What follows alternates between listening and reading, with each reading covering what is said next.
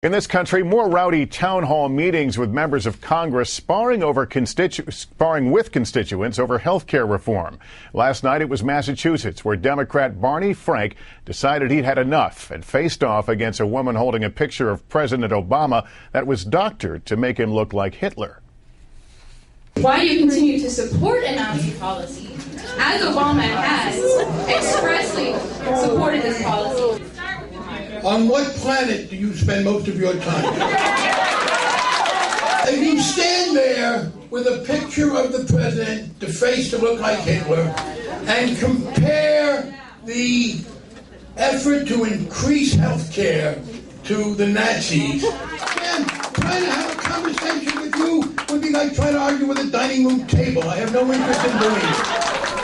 That anti-Obama image is being disseminated by supporters of perennial presidential candidate Lyndon LaRouche, who are campaigning against health care reform. For more on all this now and how it's resonating with the Obama administration, we turn to NBC News Chief White House correspondent Chuck Todd. Chuck, moments like that the president has called raucuses that have been defining the airwaves of the debate in the airwaves. How does he deal with it?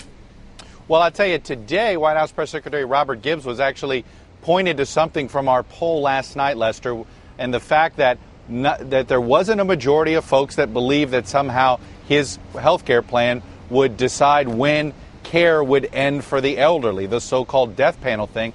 And Robert Gibbs pointed to that as progress, saying, look, the president spent the last 10 days trying to debunk that myth, and it's working, and saw our poll as proof of it. So they see this as a need that they got to keep doing this. Also, though, the White House is acknowledging that the fact that they're still having to debunk myths rather than push their own health care plan means they're behind. As Robert said today, he said, look, we haven't pitched a perfect game here when it comes to that. The other thing we're seeing now in health care today, lots of talk about whether there ever is going to be a bipartisan deal. The White House noting that despite what the New York Times reported today, for months they've been hinting that, they'll go down whatever road is necessary to get a deal, even if it means just Democrats voting for it. All right, Chuck Todd at the White House, thank you.